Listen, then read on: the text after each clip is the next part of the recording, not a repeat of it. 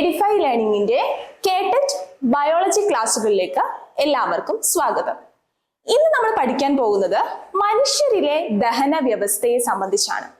ദഹന വ്യവസ്ഥയെ സംബന്ധിച്ച് പഠിക്കുന്നതിന് മുമ്പായി ഭക്ഷണ പദാർത്ഥത്തിൽ അടങ്ങിയിരിക്കുന്ന പോഷക ഘടകങ്ങളെ കുറിച്ച് നമുക്ക് നോക്കാം.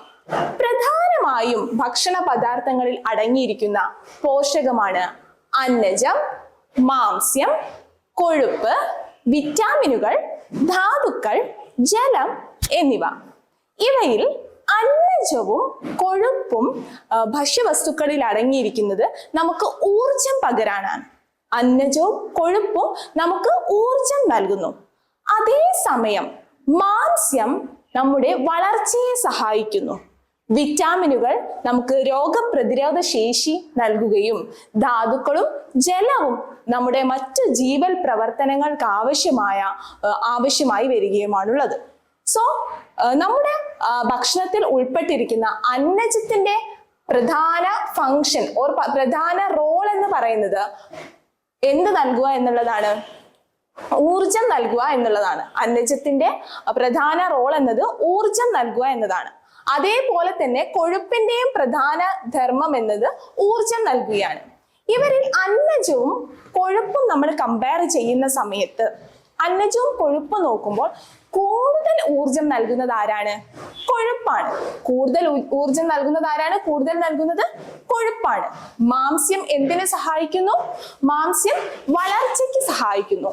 വിറ്റാമിനുകളും ധാതുക്കളും പ്രതിരോധ ശേഷി നൽകുന്നു.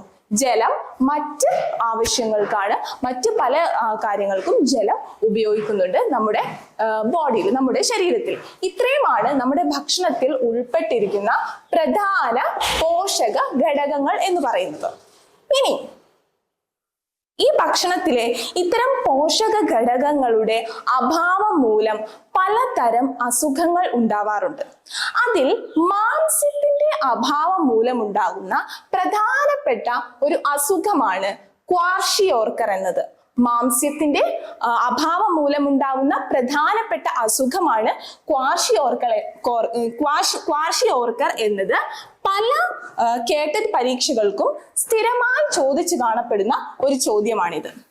സോ മാംസ്യത്തിന്റെ അഭാവം മൂലമുണ്ടാകുന്ന അസുഖം ക്വാഷിയോർക്കർ ആണ്. പല പരീക്ഷകൾക്കും സ്ഥിരമായി ചോദിച്ചു കാണുന്ന ഒരു ചോദ്യമാണിത്.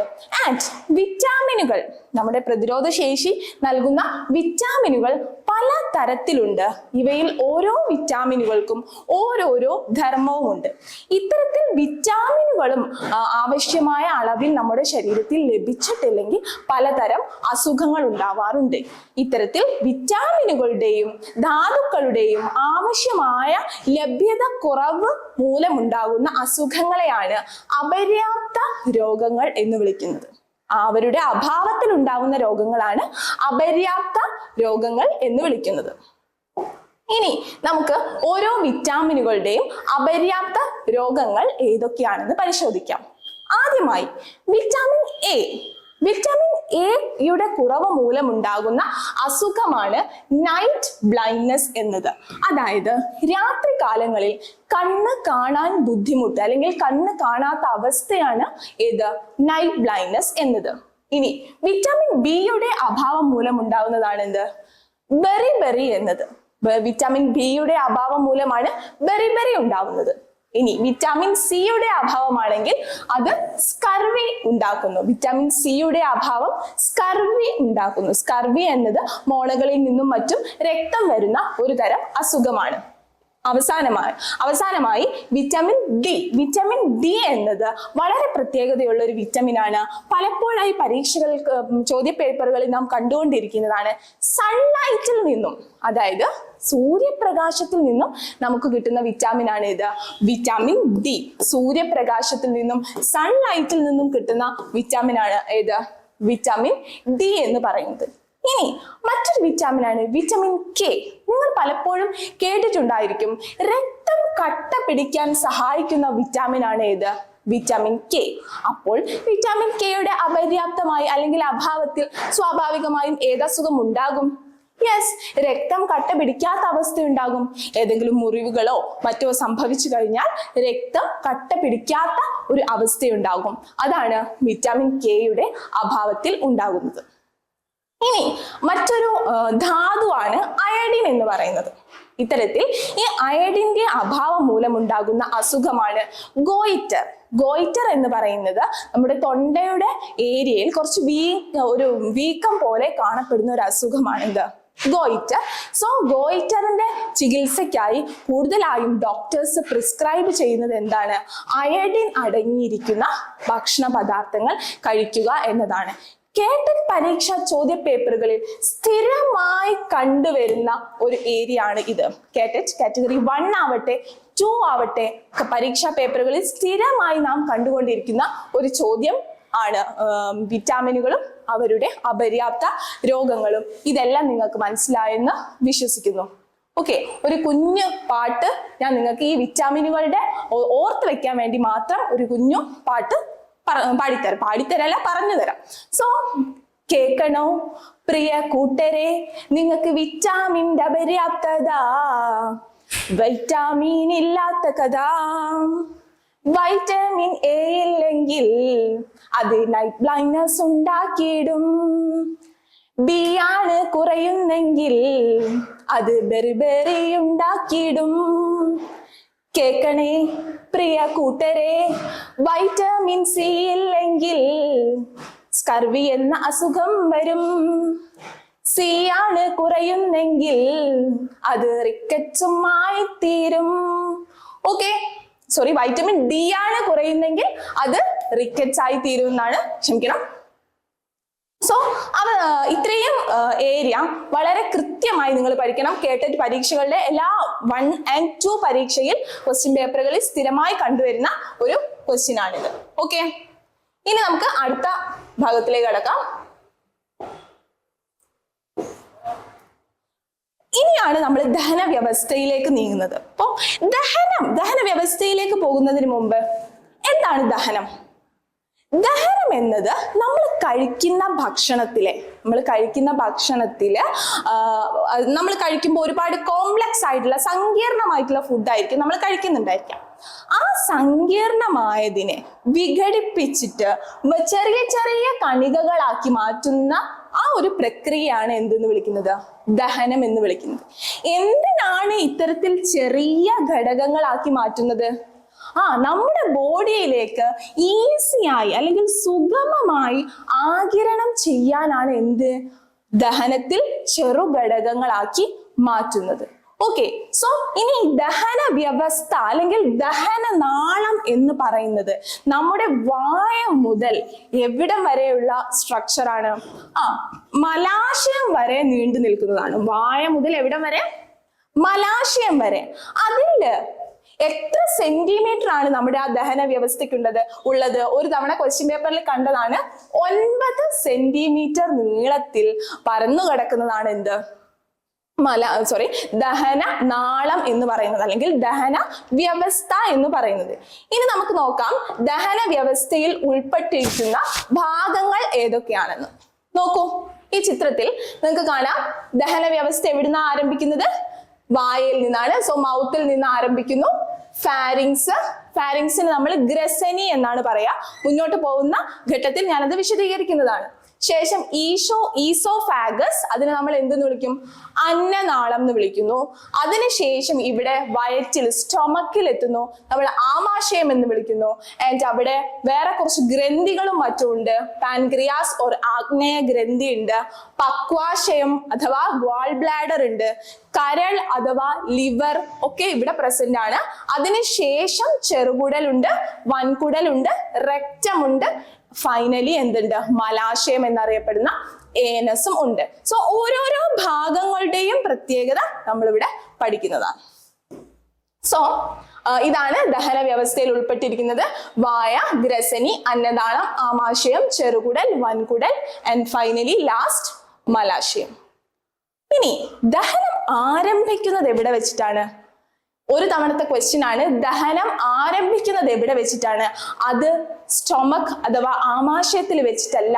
എവിടെ വെച്ചിട്ടാണ്? വായയിൽ വെച്ചിട്ട് തന്നെയാണ്.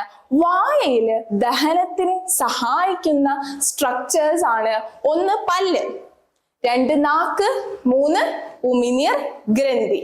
ഇവ എത്തരത്തിലാണ് ദഹനത്തിന് സഹായിക്കുന്നത് എന്നത് നമുക്ക് നോക്കാം. ആദ്യമായി പല്ല്. പല്ലിനെ സംബന്ധിച്ച് പറയുന്ന സമയത്ത് വിവിധ തരം പല്ലുകളുണ്ട്. ആ ഓരോ തരം പല്ലിന്റെയും എന്താണ് അവയുടെ ധർമ്മം എന്നത് നമുക്ക് നോക്കാം. ആദ്യമായി ഉളിപ്പല്ല്. ഉളിപ്പല്ല് അഥവാ ഇൻസിസേഴ്സ് എന്നറിയപ്പെടുന്നു. അപ്പൊ നമ്മള് വായയുടെ ഒരു സ്ട്രക്ചർ എടുക്കുകയാണെന്നുണ്ടെങ്കിൽ, ഇത് നമ്മൾ വായയായിട്ട് കൺസിഡർ ചെയ്യുകയാണെങ്കിൽ, ഇത് വായയാണെങ്കിൽ ഇത് നമ്മുടെ മേൽഭാഗമാണെന്ന് കരുതാം. അതിനെ നമ്മൾ 2 ഹാഫ് ആയിട്ട് എന്ത് ചെയ്യുന്നു? ഡിവൈഡ് ചെയ്യുന്നു. സോ അതില് ഏറ്റവും ആദ്യമായി നമുക്ക് 2 പല്ലുകൾ കാണാം. ആ പല്ലുകളാണ് എന്ത്? ഉളിപ്പല്ലുകൾ. ആ പല്ലുകളാണ് എന്ത്? ഉളിപ്പല്ലുകൾ. അതെന്തിനാ സഹായിക്കുന്നത്? നമ്മളൊരു ഭക്ഷണം വായയിൽ വെക്കുന്ന സമയത്ത് അത് ജസ്റ്റ് നമുക്ക് എന്ത് ചെയ്യാൻ വേണ്ടി, കടിക്കാൻ വേണ്ടി സഹായിക്കുന്ന പല്ലുകളാണ് ഇത് ഉളിപ്പല്ലുകൾ എന്ന് പറയുന്നത്. ഇനി അടുത്തതാണ് കോമ്പല്ല്. ഉളിപ്പല്ല് കഴിഞ്ഞതിന് ശേഷം, ഉളിപ്പല്ല് അഥവാ ഇൻസിസർ ആണ്. ഉളിപ്പല്ല് അഥവാ ഇൻസിസർ എന്നാണ് പറയുന്നത്. സോ ഈ ഉളിപ്പല്ല് കഴിഞ്ഞതിന് ശേഷം വരുന്നതാണ് കോമ്പല്ല്. ഉളിപ്പല്ല് കഴിഞ്ഞതിന് ശേഷം എന്ത് വരുന്നുണ്ട്? കോമ്പല്ല് വരുന്നുണ്ട്. ആ കോമ്പല്ല് എന്താണ്? നമ്മൾ കയ്യിൽ ഒരു ചിക്കൻ കാല് കിട്ടിക്കഴിഞ്ഞാൽ നമ്മൾ മുന്നിൽ വെച്ചിട്ടാണോ കടിക്കുക? അല്ല, ഈ സൈഡിൽ വെച്ചിട്ട് എന്ത് ചെയ്യാണ്? അവിടെ വലിച്ചു കീറല്ലേ ചെയ്യാം. സോ വലിച്ചു കീറാൻ സഹായിക്കുന്ന പല്ല് ഏതാണ് സുഹൃത്തുക്കളെ? അത് മറ്റാരുമല്ല, കോമ്പല്ലാണ്. അത് സോ ഈ 2 ഉളിപ്പല്ലുണ്ട്, അത് കഴിഞ്ഞിട്ട് ഒരു കോമ്പല്ലുണ്ട്. പിന്നെ നമ്മുടെ വായയുടെ ഉൾവശത്തേക്ക് നോക്കുന്ന സമയത്ത് 2 കുറച്ച് പരന്ന രീതിയിലുള്ള പല്ലുകൾ കാണാം. ഓക്കെ, ആ പല്ലുകളെയാണ് എന്തെന്ന് വിളിക്കുക? അഗ്രചർവണകം. അഗ്രചർവണകം ഓർ പ്രീ മോളാർ എന്ന് വിളിക്കും. അഗ്രചർവണകം ഓർ പ്രീ മോളാർ എന്ന് വിളിക്കും. സോ ഉളിപ്പല്ല് ഇൻസിസർ ആണ്, കോമ്പല്ല് കനൈൻ ആണ്. Third one pre molar or അഗ്രചർവണകം. ഈ അഗ്രചർവണകം നമ്മൾ വായിലേക്ക് ഭക്ഷണം ഇട്ട് കഴിഞ്ഞാൽ പിന്നെ പല്ലിന്റെ ധർമ്മം എന്താണ്? യെസ്, അതിനെ ഗ്രൈൻഡ് ചെയ്യാം, അതിനെങ്ങനെ ചവച്ചരയ്ക്കുക എന്നുള്ളതാണ്. സോ ചവച്ചരയ്ക്കുക എന്നുള്ളതാണ് ആരുടെ ധർമ്മം? അഗ്രചർവണകത്തിന്റെ ധർമ്മം. ആൻഡ് അത് കഴിഞ്ഞ് അവസാനമായി വീണ്ടും പരന്ന രീതിയിൽ 3 പല്ലുകൾ കാണാം. അതാണ് ചർവണകം. അതാണ് എന്ത്? ചർവണകം. മോളാർ എന്ന് പറയും. ചർവണകം അല്ലെങ്കിൽ മോളാർ എന്ന് പറയും. അതും എന്തിനാണ്? നന്നായി ചവച്ചരയ്ക്കാനാണ്. സോ അഗ്രചർവണകവും ചർവണകവും, അതായത് പ്രീമോളാർ ടീത്തുകളും മോളാർ ടീത്തുകളും എന്തിനുള്ളതാണ് സുഹൃത്തുക്കളെ? ചവച്ച് അരയ്ക്കാൻ വേണ്ടിയിട്ടുള്ളതാണ്. കോമ്പൽ എന്തിനാ? വലിച്ച് കീറാൻ വേണ്ടിയിട്ടുള്ളതാണ്. ഉളിപ്പൽ എന്തിനാണ്? കടിച്ച് മുറിക്കാൻ വേണ്ടിയിട്ടുള്ളതാണ്. ഇതൊക്കെയാണോ? ഓക്കെയാണോ? അങ്ങനെയാണെങ്കിൽ നമുക്ക് പിക്ചർ നോക്കാം. സോ നോക്കൂ, ഇതാണ് ഉളിപ്പല്ല്, ഇൻസിസേഴ്സ് എന്നറിയപ്പെടുന്നു. ഇത് കോമ്പല്ല്, കനൈൻ ആണ്. ഇത് പ്രീ മോളാർ, ഏറ്റവും അറ്റത്തുള്ള പരന്നിട്ടുള്ളതാണ് എന്ത്? മോളാർ എന്നറിയപ്പെടുന്നത്. സോ വായയുടെ ഈ ഒരു പാർട്ടീഷൻ ആണ് ഞാൻ വായയിലെ ഇവിടെ ഇങ്ങനെ ഒരു പാർട്ടീഷൻ ആണ് ഞാൻ നേരത്തെ എന്ത് ചെയ്തിട്ടുണ്ടായിരുന്നത്? വരച്ചിട്ടുണ്ടായിരുന്നത്. ഉളിപ്പല്ല്, കോമ്പല്ല്, അഗ്രചർവണകവും ചർവണകവും. Incisors, canine, pre molar and molar. ദയവ് ചെയ്ത് നിങ്ങൾ ഇതിന്റെ ഇംഗ്ലീഷ് പേരുകളും മലയാളം പേരും ഓർത്ത് വെക്കുക. കാരണം പലപ്പോഴായി ഓപ്ഷനുകളിൽ മിക്സഡ് ആയിട്ട് ചോദിച്ച് കണ്ടിട്ടുണ്ട്. ഓക്കെ, ഇനി നമുക്ക് നോക്കാനുള്ളത് പല്ലിന്റെ ഘടനയെ കുറിച്ചാണ്. ആദ്യം നമ്മൾ നോക്കി വിവിധ തരം പല്ലുകളെ കുറിച്ച് നോക്കി. 4 തരം പല്ലുകളാണുള്ളത്, അവയെ കുറിച്ച് മനസ്സിലാക്കി. ഇനി ഇപ്പോൾ നോക്കാനുള്ളത് എന്തിനെ സംബന്ധിച്ചാണ്? ഒരു പല്ലിന്റെ ഘടന എന്താണെന്നുള്ളതാണ്. ഒരുപാട് ക്വസ്റ്റ്യൻ വന്ന് കണ്ടിട്ടുള്ള ഏരിയ തന്നെയാണ് ഇതും. സോ നമുക്ക് നോക്കാം. പല്ലിന്റെ പുറത്ത് ഏറ്റവും പുറത്ത് കാണുന്ന വെള്ള കളറിൽ കാണുന്ന ഭാഗമാണ് ഏത് സുഹൃത്തുക്കളെ? ഇനാമൽ എന്നറിയപ്പെടുന്നത്. ഇനാമൽ എന്നറിയപ്പെടുന്നത് പല്ലിന്റെ പുറത്ത് കാണപ്പെടുന്ന ഏറ്റവും കാഠിന്യമേറിയ മനുഷ്യ ശരീരത്തിലെ വസ്തു ഏതാണെന്ന് ചോദിച്ചു കഴിഞ്ഞാൽ നിങ്ങൾ പറയേണ്ടത് എന്താണ്? ഇനാമൽ ആണ്. മനുഷ്യ ശരീരത്തിലെ ഏറ്റവും കാഠിന്യമേറിയ വസ്തുവാണ്. ഇതിന് ജീവനുണ്ടോ? ജീവനുണ്ടോ? ഇല്ല സുഹൃത്തുക്കളെ. അതെന്താണ്? നിർജീവമായിട്ടാണ് എന്തുള്ളത്? ഇനാമൽ ഉള്ളത്. ഓക്കെ, ഇനാമലിന് ശേഷം നിങ്ങൾ ഈ ബ്രൗൺ കളറിൽ ഇവിടെ കാണുന്നുണ്ടോ? സോ ഈ കാണുന്ന സ്ട്രക്ചർ ആണ് എന്ത്? ഡെൻഡെയിൻ. എന്താണ്? ഡെൻഡെയിൻ എന്നറിയപ്പെടുന്നു. സോ പല്ല് നിർമ്മിച്ചിട്ടുള്ള, പല്ല് ഉണ്ടാക്കിയിട്ടുള്ള കോശങ്ങളുടെ കൂട്ടം അഥവാ കലയെയാണ് എന്തെന്ന് വിളിക്കുക? ഡെൻഡെയിൻ എന്ന് വിളിക്കുന്നത്. കേട്ടറ്റ് പരീക്ഷകളുടെ ഒരു സ്ഥിരം ചോദ്യമാണ് പല്ല് നിർമ്മിച്ചിരിക്കുന്ന ജീവനുള്ള കല ഏതാണെന്ന്. ഏതാണ് പല്ല് നിർമ്മിച്ചിരിക്കുന്ന ജീവനുള്ള കല? അത് മറ്റാരുമല്ല, ആരാണ്? ഡെൻഡെയിൻ ആണ്.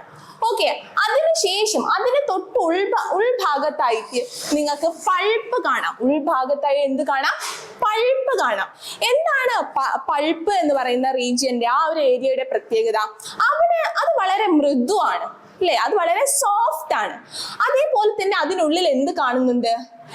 രക്തക്കുഴലുകൾ കാണപ്പെടുന്ന ഭാഗമാണ് ഇത് പൾപ്പ് ക്യാവിറ്റി എന്ന് പറയുന്നത്.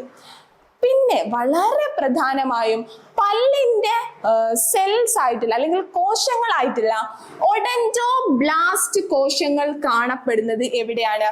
പൾപ്പ് ക്യാവിറ്റിയിലാണ്. ഒരു തവണ പരീക്ഷയ്ക്ക് ചോദിച്ചിട്ടുണ്ട് ഒഡന്റോബ്ലാസ്റ്റ് കാണപ്പെടുന്നത് എവിടെ?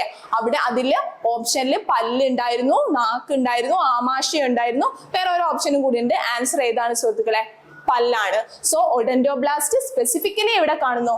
പൾപ്പ് ക്യാവിറ്റിയില്, അല്ലെങ്കിൽ പൾപ്പ് എന്ന് പറയും. സോ പൾപ്പിൽ കാണുന്നു. ഇനി അവസാനമായി സിമെന്റം. നിങ്ങൾ നോക്കൂ, ഇതാണ് സിമെന്റം.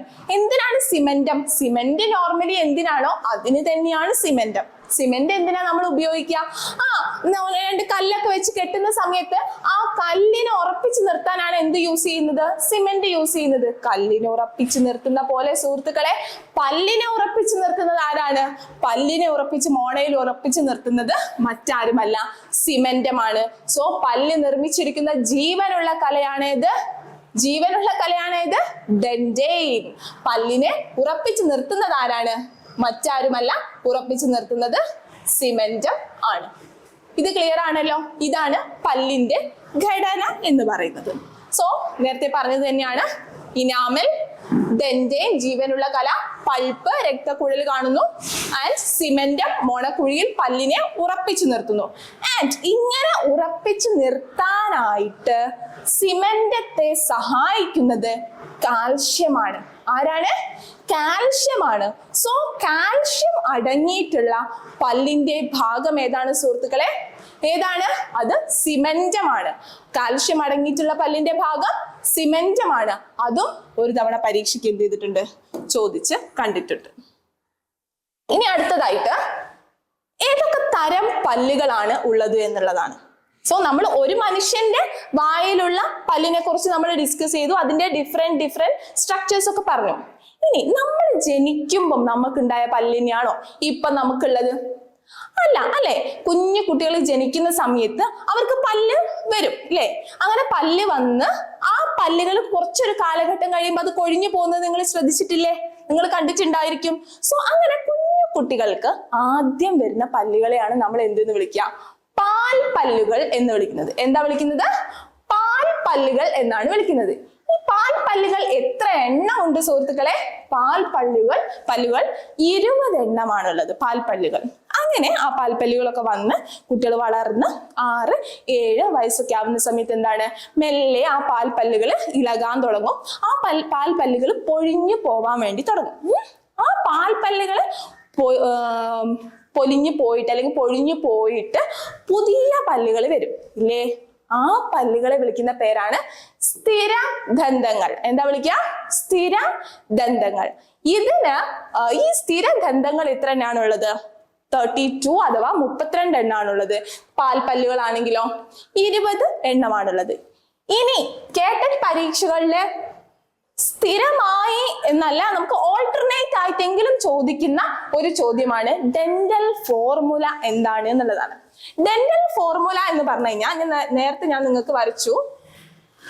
ഈ ഒരു പാർട്ടീഷൻ എടുത്തു കഴിഞ്ഞാൽ നമ്മുടെ വായയുടെ പിന്നെ മോൾഭാഗം, ആ മോൾഭാഗത്തിന് ഒരു പാർട്ടീഷൻ എടുത്തു കഴിഞ്ഞാൽ, മോൾഭാഗം ആവട്ടെ താഴ്ഭാഗം ആവട്ടെ, ഇതിപ്പോ താഴ്ഭാഗമാണെങ്കിൽ ഈ താഴ്ഭാഗത്തിന് ഒരു പാർട്ടീഷൻ എടുത്തു കഴിഞ്ഞാൽ അവിടെയുള്ള പല്ലുകളുടെ എണ്ണമാണ് ഈ ഡെന്റൽ ഫോർമുല. സോ ഇവിടെ രണ്ട് ഉളിപ്പല്ലുകൾ ഉണ്ടായിരിക്കും, അത് കഴിഞ്ഞ് ഒരു കോമ്പല്ല് ഉണ്ടായിരിക്കും, പിന്നെ എഗെയിൻ രണ്ട് അഗ്രചർവണകം ഉണ്ടായിരിക്കും, അവസാനം വളരെ പരന്നിട്ടുള്ള 3 ചർവണകവും ഉണ്ടായിരിക്കും. അതേപോലെ ഈ സൈഡിൽ ഉണ്ടാവും, അതേപോലെ താഴെ ഈ സൈഡിൽ ഉണ്ടാവും, താഴെ ഈ സൈഡിലും ഉണ്ടാവും. സോ ഡെന്റൽ ഫോർമുല എന്ന് പറയുന്നത് ഒരു കാൽ ഭാഗം വായയുടെ, നമ്മളൊരു കാൽ ഭാഗം, അപ്പം ഇത് 4 എണ്ണം ആവുമ്പോഴല്ലേ ഒരു ഫുൾ വായ ആവുന്നുള്ളൂ. സോ ഇതിന്റെ ഒരു കാൽ ഭാഗത്ത് കാണുന്ന പല്ലുകളുടെ എണ്ണത്തിനെയാണ് എന്തെന്ന് പറയാം, ഡെന്റൽ ഫോർമുല എന്ന് പറയുന്നത്. അത് 2, 1, 2, 3 ആണ്. 2 ഉളിപ്പല്ല്, 1 കോമ്പല്ല്, 2 അഗ്രചർവണകം, 3 ചർവണകം. ക്ലിയർ ആണോ? ഓക്കെ ആണോ ഡെന്റൽ ഫോർമുല? അങ്ങനെയാണെങ്കിൽ നമുക്ക് അടുത്ത ഭാഗത്തേക്ക് പോകാം. പല്ലിന്റെ ഘടന, വിവിധ തരം പല്ലുകള്, സ്ഥിരദന്തങ്ങള്, കോമ്പല്ല്, ഉളിപ്പല്ല്, ഇങ്ങനെ പല കാര്യങ്ങളും നമ്മൾ മനസ്സിലാക്കി കഴിഞ്ഞു. ഇനി വായയിൽ ദഹനത്തിന് സഹായിക്കുന്ന അടുത്ത അവയവമാണ് എന്ത്? നാക്ക്. വായയിൽ ദഹനത്തിന് സഹായിക്കുന്നതാണ് നാക്ക്. ഈ നാക്ക് എന്തിനാണ്? ഭക്ഷണത്തെ വായയിലുള്ള ഉമിനീരുമായി കൂട്ടിക്കലർത്താനും ഭക്ഷണം ചവച്ചരയ്ക്കാനും വിഴുങ്ങാനും ഒക്കെ സഹായിക്കുന്നു. ഇത് കൂടാതെ നാവിന്റെ ഏറ്റവും പ്രധാന ധർമ്മമാണ് ഇത്, രുചി അറിയാൻ സഹായിക്കുക എന്നുള്ളത്. ഓക്കെ ആണോ? സോ നാക്ക് ഓക്കെ ആണ്. ഇനി അടുത്തത് ദഹനത്തിന്, വായയിൽ വെച്ചുള്ള ദഹനത്തിന് വളരെ വളരെ വളരെ അത്യാവശ്യമായിട്ടുള്ളതാണ് ആര്? ഉമിനീർ ഗ്രന്ഥി. പല്ലിനെ കുറിച്ച് നാം മനസ്സിലാക്കി, നാക്കിനെ കുറിച്ച് മനസ്സിലാക്കി. ഇനി അടുത്തായത് ഉമിനീർ ഗ്രന്ഥിയെ കുറിച്ചാണ്. സോ എന്താണ് ഉമിനീർ ഗ്രന്ഥി? ഉമിനീർ ഗ്രന്ഥി എന്ത് ഉൽപ്പാദിപ്പിക്കുന്നു? ഉമിനീർ ഉൽപ്പാദിപ്പിക്കുന്നു. ഈ ഉമിനീർ ഭക്ഷണത്തെ ഒരു വഴുവഴുപ്പുള്ളതാക്കിയിട്ട് ഈസി ആയിട്ട് ഭക്ഷണം വിഴുങ്ങാൻ എന്ത് ചെയ്യുന്നു? സഹായിക്കുന്നു. ഉമിനീർ ഗ്രന്ഥി ഉൽപ്പാദിപ്പിക്കുന്നതാണ് എന്ത്? ഉമിനീർ. അത് ഭക്ഷണത്തെ ഒരു വഴുവഴുപ്പുള്ളതാക്കി ഭക്ഷണം വിഴുങ്ങാൻ സഹായിക്കുന്നുണ്ട്. 3 തരം ഉമിനീർ ഗ്രന്ഥികളാണുള്ളത്. ഇതും ഒരു തവണ പരീക്ഷയ്ക്ക് ചോദിച്ചതാണ്. താഴെ തന്നിരിക്കുന്നവയിൽ ഉമിനീർ ഗ്രന്ഥി അല്ലാത്തത് ഏതാണ് എന്നുള്ളതാണ്. സോ ഉമിനീർ ഗ്രന്ഥികൾ ഏതൊക്കെയാണെന്ന് നമുക്കറിയണം. പരോട്ടിഡ് ഗ്രന്ഥി. എന്താണ്? പരോട്ടിഡ് ഗ്രന്ഥി. അടുത്തത് സബ് മാൻഡിബുലാർ ഗ്രന്ഥി. അടുത്തതാണ് സബ് മാൻഡിബുലാർ ഗ്രന്ഥി. മൂന്നാമതായി സബ് ലിംഗ്വൽ ഗ്രന്ഥി. മൂന്നാമതായി എന്താണ്? സബ് ലിംഗ്വൽ ഗ്രന്ഥി. ഏതൊക്കെയാണ്? പരോട്ടിഡ് ഗ്രന്ഥി, സബ് മാൻഡിബുലാർ ഗ്രന്ഥി, മൂന്നാമത്തേതായിട്ട് സബ് ലിംഗ്വൽ ഗ്രന്ഥി എന്നത്. ഓക്കെ. ഇനി ഉമിനീരിൽ എന്തെല്ലാമാണ് അടങ്ങിയിരിക്കുന്നത്? ഈ ഉമിനീർ ഉണ്ടാക്കുന്നത് ആരാ? ഉമിനീർ ഉണ്ടാക്കുന്നത് ആരാ? മറ്റാരുമല്ല, ഉമിനീർ ഗ്രന്ഥിയാണ്. ആ ഉമിനീർ ഗ്രന്ഥികൾ എത്ര തരമുണ്ട്? 3 തരമുണ്ട്. ഈ ഉമിനീർ ഗ്രന്ഥി ഉണ്ടാക്കുന്ന ഉമിനീരിൽ അടങ്ങിയിരിക്കുന്നതാണ് ഒന്നാമതായി ശ്ലേഷ്മം. ശ്ലേഷ്മമാണ് ഉമിനീരിന് ആ ഒരു വഴുവഴുപ്പുള്ള, ആ ഒരു വഴുതൽ പ്രകൃതം നൽകുന്നത്. ആരാണ്? ശ്ലേഷ്മമാണ്. ഭക്ഷണത്തെ വഴുവഴുപ്പുള്ളതാക്കുന്നു. രണ്ടാമതായി ലൈസോസൈം. മാറിപ്പോവരുത്. ലൈസോസോം ഉണ്ട്.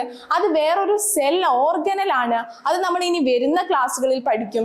ഇത് ഏതാണ്? ലൈസോസൈം ആണ്. ഇത് എവിടെ കാണുന്നതാണ് സുഹൃത്തുക്കളെ? ഉമിനീരിൽ കാണുന്നതാണ്. ഉമിനീരിൽ കൂടെ നമ്മൾ ഏതെങ്കിലും ഭക്ഷണമോ അല്ലെങ്കിൽ എപ്പോഴെങ്കിലും ഏതെങ്കിലും രീതിയിൽ ഏതെങ്കിലും രോഗാണുക്കള് നമ്മുടെ ബോഡിയിൽ കയറി കഴിഞ്ഞാൽ ആ രോഗാണുക്കളെ നശിപ്പിക്കാൻ വേണ്ടി സഹായിക്കുന്നത് ആരാണ്? ഈ ഉമിനീരിൽ അടങ്ങിയിരിക്കുന്ന ലൈസോസൈം ആണ്. ഓക്കെ ആണോ? ഇനി പ്രധാനപ്പെട്ട ഉമിനീർ ഗ്രന്ഥിയിൽ അടങ്ങിയിരിക്കുന്ന ഉമിനീരിൽ അടങ്ങിയിരിക്കുന്ന ഒരു രാസാഗ്നി അഥവാ എൻസൈം, ഉമിനീരിൽ അടങ്ങിയിരിക്കുന്ന പ്രധാനപ്പെട്ട എൻസൈം ഓർ രാസാഗ്നി, അതാണ് സലൈവറി അമിലേസ്. അതാണ് സലൈവറി അമിലേസ്. ഈ സലൈവറി അമിലേസിന് മറ്റൊരു പേരുണ്ട്, ടയലിൻ. സലൈവറി അമിലേസിന്റെ മറ്റൊരു പേരാണ് ടയലിൻ. ഇതും പലപ്പോഴായി പരീക്ഷാ ചോദ്യ പേപ്പറുകളിൽ നമ്മൾ കണ്ടതാണ്. സോ ഉമിനീരിൽ അടങ്ങിയിരിക്കുന്ന രാസാഗ്നി ഏതാണ്? സലൈവറി അമിലേസ് ആണ്. ഉമിനീരിൽ രോഗാണുക്കളെ നശിപ്പിക്കുന്നത് ആരാണ്? ലൈസോസൈം ആണ് നശിപ്പിക്കുന്നത്. ഓക്കെ ആണോ? ഇനി അടുത്തതായി നമുക്ക് ഇത്രയും കാര്യങ്ങളാണ് ഈ ഒരു ഏരിയയിൽ നമ്മൾ നോക്കാനുള്ളത്. ഇനി നമ്മൾ നോക്കുന്നത് ഈ ഒരു ഇത്രയും പറഞ്ഞ ആ ഒരു ഏരിയയിൽ നിന്നും പ്രീവിയസ് എക്സാംസിന് ചോദിച്ച ചില ക്വസ്റ്റ്യൻസ് ആണ്. സോ ഇവിടെ അവസാനമായി നമ്മൾ പറഞ്ഞു വെച്ചത് ഉമിനീരിൽ അടങ്ങിയിരിക്കുന്ന വസ്തുക്കളെ കുറിച്ചാണ്. ഒന്ന് ശ്ലേഷ്മമുണ്ട്, ലൈസോസൈമുണ്ട്, പിന്നെ സലൈവറി അമിലേസ് ഉണ്ട്. സലൈവറി അമിലേസ് ഉമിനീരിൽ അടങ്ങിയിരിക്കുന്ന എൻസൈം ആണ്. പ്രധാനമായും ഈ സലൈവറി അമിലേസിന്റെ ഡ്യൂട്ടി അല്ലെങ്കിൽ ജോലി എന്ന് പറയുന്നത് നമ്മൾ കഴിക്കുന്ന ഭക്ഷണത്തിലുള്ള അന്നജം ഉണ്ടാവുമല്ലോ, സ്റ്റാർച്ച്, ഈ അന്നജത്തെ എന്താക്കി മാറ്റുവാണ്? മാൾട്ടോസ് ആക്കി മാറ്റുകയാണ് ചെയ്യുന്നത്. അന്നജത്തെ എന്താക്കി മാറ്റുന്നു? മാൾട്ടോസ് ആക്കി മാറ്റുകയാണ് ചെയ്യുന്നത്. സോ അന്നജത്തിനെ ഭാഗികമായി ദഹിപ്പിക്കുന്ന രാസാഗ്നി ഏതാണ്? ടയലിൻ എന്നറിയപ്പെടുന്ന സലൈവറി അമിലേസ് ആണ്. ഓക്കെ ആണോ? ക്ലിയർ ആണോ? അങ്ങനെയാണെങ്കിൽ ഞാൻ ഇത്രയും നേരം പറഞ്ഞ പാഠഭാഗത്തു നിന്നും സ്ഥിരമായി ചോദിച്ചു കാണുന്ന ഒരു 5 ക്വസ്റ്റ്യൻസ് മാത്രം ഞാൻ ചോദിക്കാം. നിങ്ങൾ അതിന് ആൻസേഴ്സ് നിങ്ങൾ കമന്റ് ചെയ്യാം. സോ ഇതൊന്നും കൂടി വേണമെങ്കിൽ ഒന്ന് റിവൈസ് ചെയ്തതിന് ശേഷം മാത്രം നിങ്ങൾ എന്ത് ചെയ്യാം? ആ ക്വസ്റ്റ്യനിലോട്ട് പോവുക. സോ ജസ്റ്റ് ഞാൻ ക്വസ്റ്റ്യൻ കാണിക്കാം. ഒന്നാമത്തെ ചോദ്യം, മാംസ്യത്തിന്റെ അഭാവം മൂലമുണ്ടാകുന്ന രോഗം ഏതാണ്?